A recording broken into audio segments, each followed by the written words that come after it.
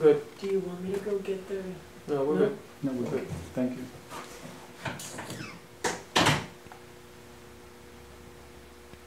No, you're right. Okay, we're good. Rodney, I got 12 questions, real basic. I guess what we want is just a straightforward answer. Give a pause in between. Yeah, you wanna pause Yeah. in between each question. So it's gonna be a question. Give it like 2-second pause, answer it. Whatever question it is, 2-second pause and answer it, because that's the pauses where I'm gonna cut. Okay. All right. Is it like just quick answers, or? No, you can answer it truthfully. He's gonna edit everything. Yeah. Okay. He's gonna clean it up. We're good? Yeah. Okay. That's not me. That's Okay. Rodney, what was your drug of choice? Alcohol, marijuana, cocaine, methamphetamines, anything to get me high. When did you start using drugs and alcohol? I think the first time I drank, I was probably between 10 or 12, and drugs came like senior year in high school. Marijuana, cocaine, stuff like that. When did you start using your drug of choice? At the end there, the main drug was pain pills, Oxycontins, morphine, stuff like that. And that started when I got some wisdom teeth pulled out when I was like, I think I was about 15, 16 years old. First time I ever took any codeine. And I remember the feeling it gave me, which it felt like the feeling that I was missing my whole life. Which, anyways, but and then later on I found some in a medicine cabinet and continued to steal that. But that was as a teenager, and it just got worse over the years. But I did variety of drugs throughout my drug use. Do you feel like the actual use of marijuana is what initiated your path into drugs and alcohol? I think alcohol initiated my use into marijuana. Marijuana definitely introduced me to other drugs because of the dealers that dealt it and the people I was around that used it with me, and we sold it to each other and stuff like that, and drugs got introduced that way. Definitely. For how long did you use drugs and alcohol before it became clear that you had a problem? Well, if I started around the time I was 10 to 12, I knew at the age of 20, 21 that I had a drug problem. I didn't admit that to anybody, but I knew that I was a full-blown drug addict, that I couldn't stop using with any power that I could find on this earth that could help me.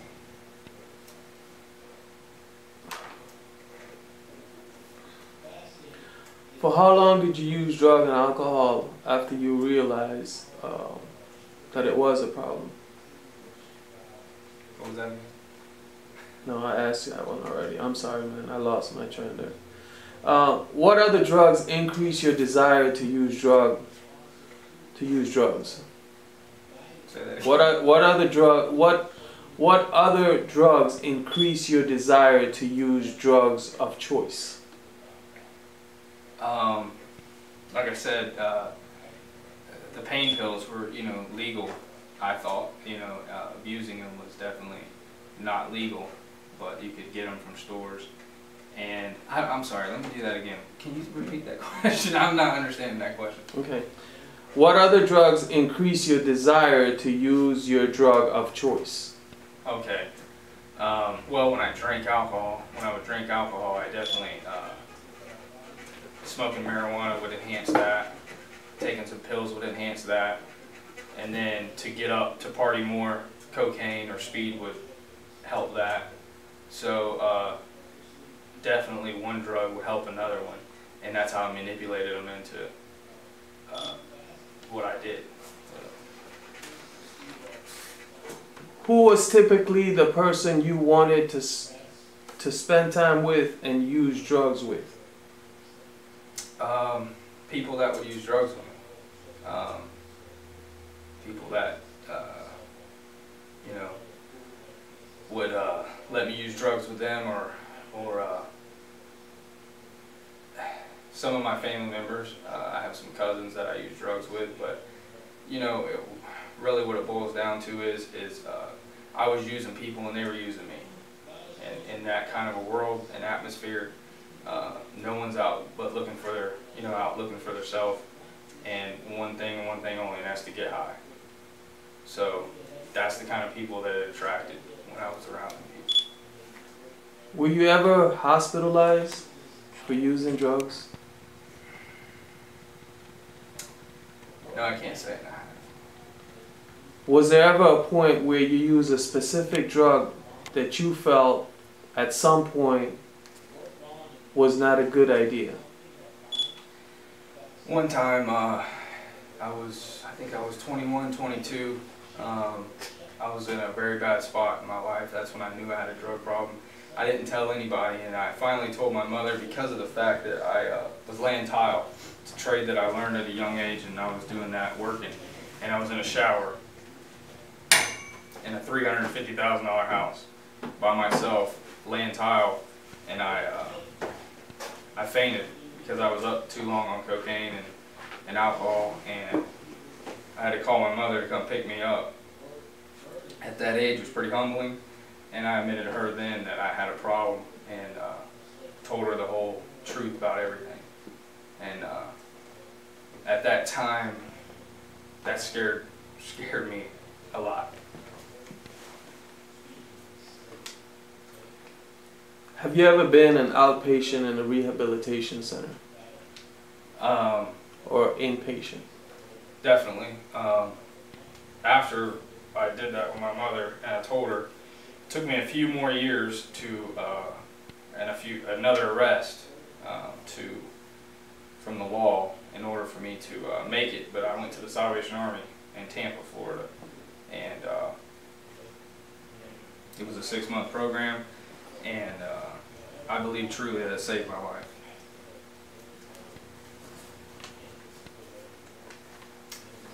What would trigger you to want to use drugs and alcohol?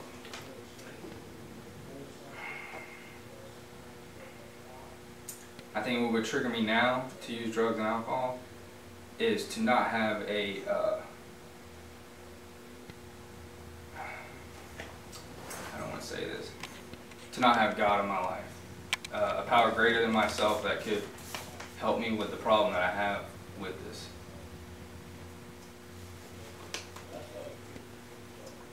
Do you feel like there is always an influence that surrounds you that may cause you to want to go back to using drugs or alcohol?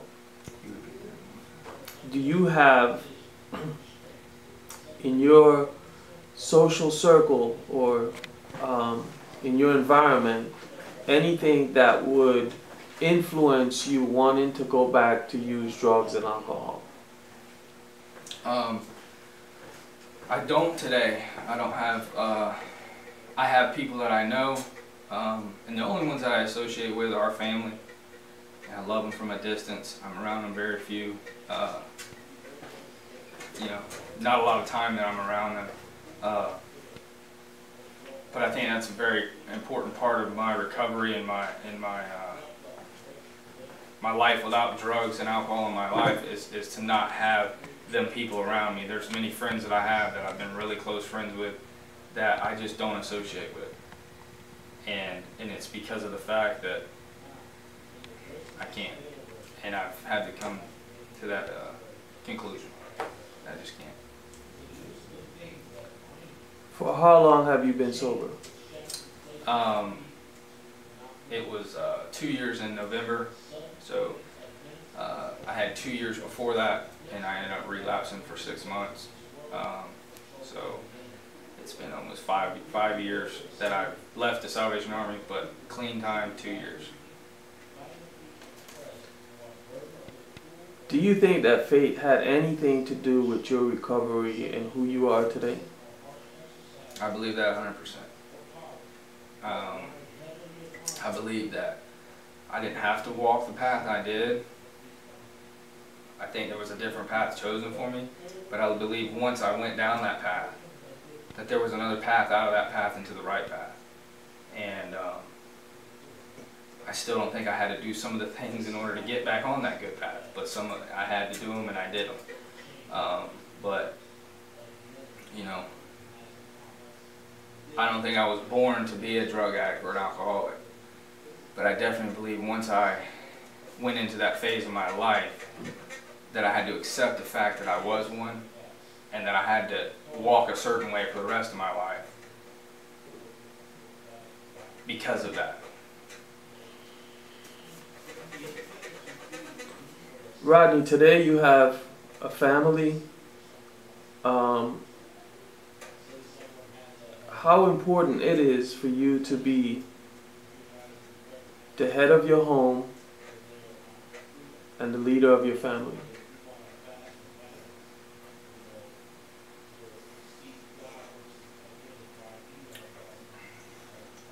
It's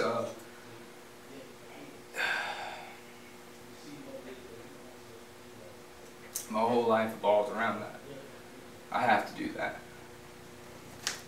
God allowed me to have children and a beautiful wife that I prayed for, and I 100% believe came from His guidance. And I learned this, and I learned this early on, and I'm not perfect at it, but I believe what God gives us we need to take care of, and they were the most precious gifts He's given me in my life after that other life. And to throw that away for something in a bottle or something in a bag for a 30-minute high or a one-day high, if I ever go back to that again, I don't know if I'll make it back because my heart would be so broken. I believe they saved my life after the time I relapsed, because I told my wife that I wouldn't have came back if it wasn't for her and the kids. So that's how important they are to me today. I got one question. When was the turning point?